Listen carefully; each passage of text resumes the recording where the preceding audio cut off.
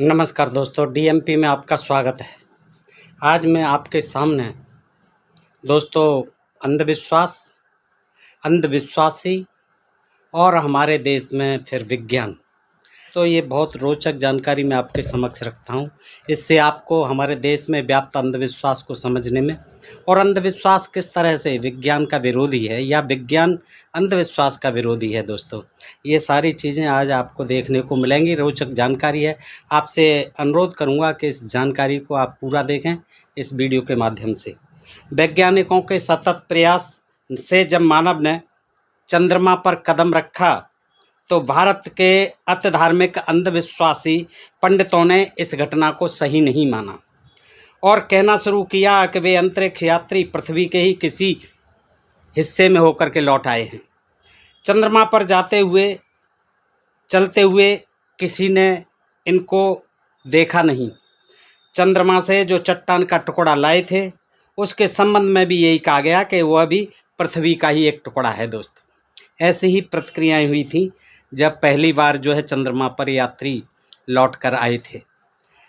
असल में जब मानव चांद पर पहुंचा तो पंडितों को लगा कि अब उनकी पोल खुल रही है। चंद्रमा को देवता कहते हैं, चंद्रमा की पूजा करवाते हैं और चंद्रमा के बारे में तमाम कथा कहानियाँ लिख रखी हैं।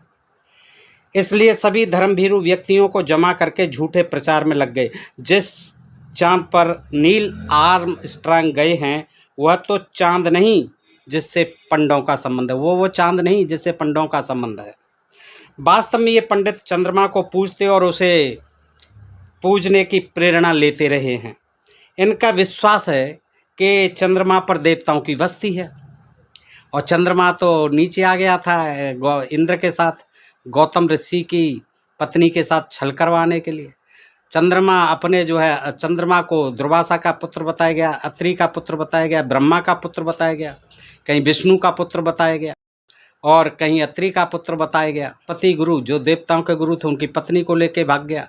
फिर उससे तारा से बुध जो ग्रह है बुध पैदा हुआ। तो दोस्तों इस तरह से इन्होंने चंद्रमा को तो देवता बना के घोषित कर दिया है। तो लेकिन इनका विश्वास है कि चंद्रमा पर देवता रहते हैं, चंद्रमा पर देवताओं की बस्ती है, वहाँ पर सिर्फ नारद मुनि ही जा सकते हैं। वे चंद्रमा पर मानव के पहुंचने को असंभव मानते रहे। वह उनके अति अंधविश्वासी होने की प्रतिक्रिया थी या उनके दंभ के टूटने की तिलमिलाहट।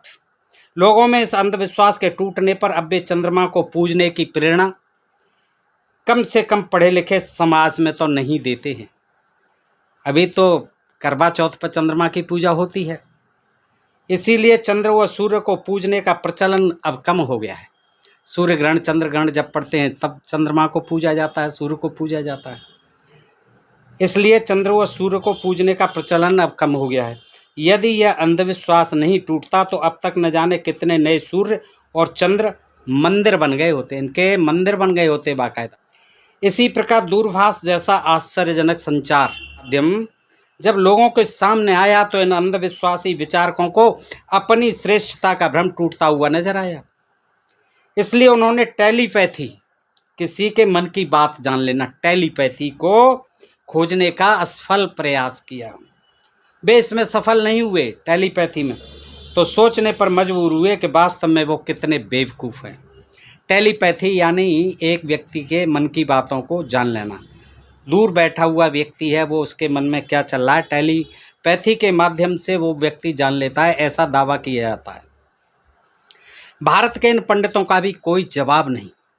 जब विदेशियों ने अपनी विद्वता दिखाई और पंडितों का अंधविश्वास टूटा तो प्रतिक्रिया स्वरूप उन्होंने कहा कि हम इन वैज्ञानिकों और विदेशियों से बहुत अधिक चतुर हैं। ये क्या है? चंद्रमा की खोज कर दी, ये कर दी, ये सब बकवास है। हम और हमारे जो तथाकथित धर्म ग्रंथ हैं, जो हमारे पुराने मनीषी हुआ करते थे, ऋषि महर्षि, वो बहुत विद्वान होते थे। इसलिए जब बम विस्फोट किया गया तो पोंगा पंडित कहने लगे कि यह तो हमारे गीता एवं महाभारत जैसे धर्म ग्रंथों में मौजूद है। ये कौन सी नई बात है जो बम विस्फोट, परमाणु बम विस्फोट हो रहा है? उसी से सीख कर इन विदेशी वैज्ञानिकों ने यह बम बनाया। हमारे वेदों को ले गए, उनमें लिखा हुआ था परमाणु बम कैसे बनाया जाता है, एटम बम कैसे बनाया जाता है। अब ये जो है उसके आधार पर हमारे तो पहले ही लिख गए थे ऋषि मुनि। पर गीता और महाभारत में विश्वास करने वाले ये लोग खुद ऐसा क्यों नहीं कर पाए, तब से क्यों नहीं बना पाए? इसके उत्तर में उनका कहना है, क्या कहते हैं, अपनी जो है तर्क देते हैं, कुतर्क देते हैं कि विदेशी हमारे इस पुरातन साहित्य को यहाँ से ले गए, अंग्रेज ले गए। ये लोग यह भी स्वीकार नहीं करते कि वे इस साहित्य को अपने पास संभाल कर रख भी नहीं सके। जब यहाँ एक मज़ेदार बात यह है कि महाभारत के युद्ध होने की सत्यता अत्याधुनिक वैज्ञानिक खोजों के बाद भी सिद्ध नहीं हो पाई है। न कहीं महाभारत का युद्ध हुआ, न कहीं लंका का युद्ध हुआ। आज जबकि मानव विकास की हर कड़ी के प्रमाण मिल गए हैं, पर महाभारत या राम रावण युद्ध आज भी कोरी कल्पना मात्र समझा जाता है। 19वीं शताब्दी में अंग्रेजों का भारत में इतना प्रभाव हो गया था कि वे भारतीयों की जीवन प्रणाली को प्रभावित करने लगे थे। अंग्रेज कन्याओं की शादी 20 वर्ष से अधिक आयु में होती थी। अतः जब कुछ क्रांतिकारी विचारकों ने इससे प्रभावित होकर 1890 में भारतीय कन्याओं की शादी की उम्र कम से कम केवल 13 वर्ष निर्धारित करनी चाहिए, तो पंडों, ब्राह्मणों और धर्म धंधेबाजों ने खूब विरोध किया। यहाँ तक कि बाल गंगाधर तिलक जैसे ऐतिहासिक पुरुष तक ने भी इसका विरोध किया था कि लड़कियों की शादी जो है 13 वर्ष कर दी जाए, क्योंकि बाल्यावस्था में ही, बचपन में ही शादी हो जाती थी। तो जब अंग्रेज 20 वर्ष की यहाँ करते थे, 20 वर्ष की लड़की होने पर, तो उन्होंने भी सोचा और उनका देखी देखा हमारे यहाँ के कुछ क्रांतिकारी विचारकों ने भी ऐसा सोचा कि लड़कियों की शादी की उम्र जो है कम से कम 13 वर्ष तो होनी ही चाहिए। उस समय के लोगों का अंधविश्वास ऐसा था जो टूटता ही नहीं था। यही नहीं, टूटने वाली स्थिति समाज को और अधिक अंधविश्वासी बनाती गई। अंग्रेजों के प्रभाव और उनसे प्रभावित कुछ समाज सुधारकों के प्रयत्नों से आज लड़की की कम से कम शादी की उम्र 18 वर्ष निर्धारित कर दी गई है। अब तो भारतीय युवक युवतियां अपनी विवाह योग्य कानूनी उम्र क्रमशः 21 व 18 वर्ष को पार करने के बाद ही विवाह कर सकती हैं।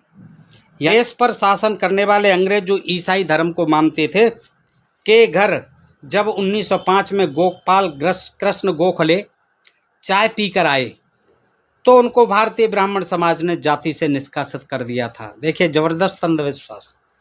यहाँ तक कि जब गोखले ने श्राद्ध किया तो कोई भी ब्राह्मण इनके यहाँ भोजन करने को नहीं गया। देखिए, ब्राह्मण कितना अंधविश्वासी व्यक्ति होता है, समाज है। गोपाल कृष्ण गोखले चूँकि ब्राह्मण थे और उनका जो है इस तरह से बहिष्कार कर दिया गया, सामाजिक बहिष्कार कर दिया गया, चूँकि उन्होंने ये गलती कर दी थी कि एक अंग्रेज अफसर के यहाँ वो सन 1905 में चाय पी आए थे। हालांकि गोखले श्राद्ध जैसे कर्मकांड में विश्वास रखने के कारण अंधविश्वासी ही थे, पर भारतीय ब्राह्मण अंधविश्वास में उनसे भी 2 हाथ आगे रह गए। जब भारतीय पंडितों का कमोबेश यही रुख राजा राममोहन राय के साथ रहा, क्योंकि राजा राममोहन राय ने नारी शिक्षा और विधवा विवाह का प्रचार और सती प्रथा का विरोध किया था। इस पर इन सवर्णों ने आरोप भी लगाया कि ये हमारे स्त्री समाज को बिगाड़ रहे हैं। खुद तो बदचलन है ही।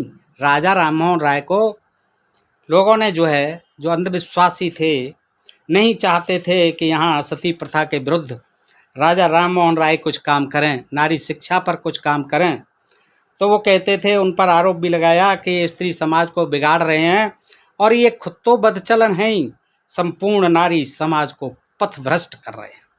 ये हालत है हमारे यहाँ के। देखिए, अंधविश्वास की कितनी जड़ें गहरी हैं।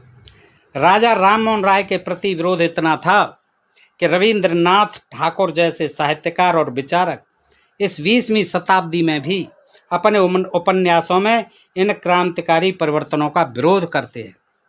इनके गोरा उपन्यास में एक पात्र सती को अधिक आदर दिलवाया गया है। गोरा उपन्यास है जो कि रविंद्रनाथ टैगोर जी ने लिखा है। इसमें एक पात्र है सती, उसका बड़ा महिमा मंडन किया गया है।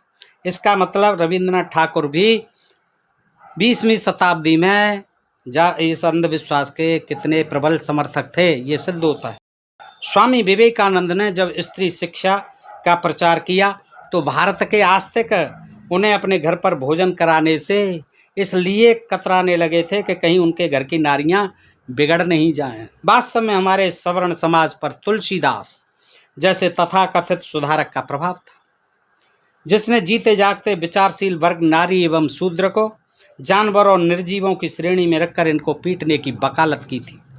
ढोल गंवार शूद्र पशु नारी ये सब ताड़न के अधिकारी। आज भी इसी कारण शूद्र व नारी के संबंध में यह धारणा बदल नहीं पाई है।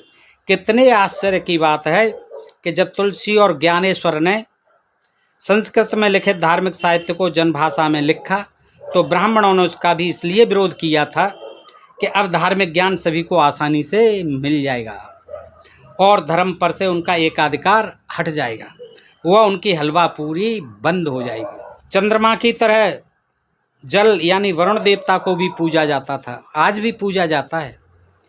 इसलिए यह प्रचलित था कि उसके ऊपर से यात्रा करके जो भी जाएगा वह धर्म से निष्कासित कर दिया जाएगा। हाँ, विदेश से आने की इसीलिए मनाही थी, समुद्र पार करके लोग नहीं जा सकते थे, ये महान पाप होता था, उसको जाति से निष्कासित कर दिया जाता था। जानकारी के अभाव में जल से यात्रा करने को लोग अधार्मिक कृत्य मानते थे। अब वैज्ञानिक तथ्यों के आधार पर जल यात्रा को अधार्मिक मानने का अंधविश्वास टूट चुका।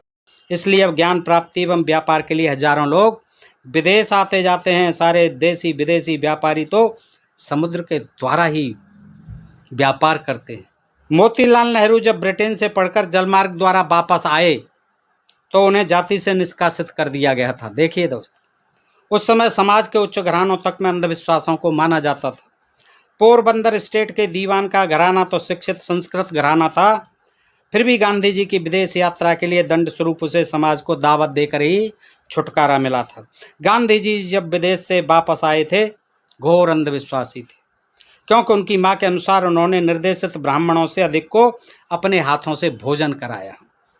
यही नहीं, उन्होंने 1933 में गांधी ने बिहार में आए भयंकर भूकंप के लिए पृथ्वी पर बढ़ रहे पापों को दोषी माना और उसमें मरे हुए नागरिकों को उन्होंने पापी कहा। 17वीं शताब्दी में जब गुरु नानक ने हरिद्वार में पुरोहितों को सूर्य के लिए पानी उलीचते हुए देखा तो उनको बहुत दुख हुआ और उन्होंने हिंदू समाज में व्याप्त अंधविश्वासों को निकालने का प्रयास किया। इसी तरह के संशोधन आगे चलकर सिख मत बन गए। इसी प्रकार बौद्ध धर्म, जैन धर्म और आर्य समाज की भी स्थापना हुई। परंतु अभी ये सभी मत भी घोर अंधविश्वासों के शिकार हो गए हैं। यद्यपि नई वैज्ञानिक खोजों ने इनको नई दिशा दी है, फिर भी वे वहीं के वहीं अड़े हैं जहां पर इनके संस्थापकों ने छोड़ा था। ऐसा ही एक उदाहरण मध्य एशिया में मिलेगा, जब अमीर राजा को ईश्वर का अवतार समझने का अंधविश्वास प्रचलित था तो इस्लाम धर्म के संस्थापक पैगंबर मोहम्मद ने इस अंधविश्वास को तोड़ा। अंधविश्वास के टूटने पर नए धर्म पर इस्लाम धर्म में भी अब अनेक अंधविश्वास पनप गए हैं। ऐसा नहीं है कि अंधविश्वास भारत में ही हो, कुछ झलक विदेश की भी देख लें दोस्तों। विदेशों में भी अंधविश्वास फैले थे। 19वीं शताब्दी में औद्योगिक प्रगति के कारण ये प्राय समाप्त होने लगे थे और जब से कम्युनिस्ट विचारधारा में तेजी आई वहाँ पर अंधविश्वास टूटने पर क्या क्या प्रतिक्रिया हुई थी। देखिए क्या क्या प्रतिक्रिया हुई। नंबर 1, एथेंस यानी यूनान के सुकरात ने जब युवकों से आंख मीचकर परंपराओं का अनुकरण न करने, कुछ भी करने से पूर्व उस पर सोचने और समझने और यदि सत्य पाएं तो अनुकरण करने के लिए कहा। इसे आस्तिकों ने ईश्वर के विरुद्ध माना, इसलिए सुकरात की हत्या कर दी गई। ऐसा ही भारत में चारवाक के साथ हुआ। उनके साथ तो उनकी पुस्तकें भी जला दी गईं।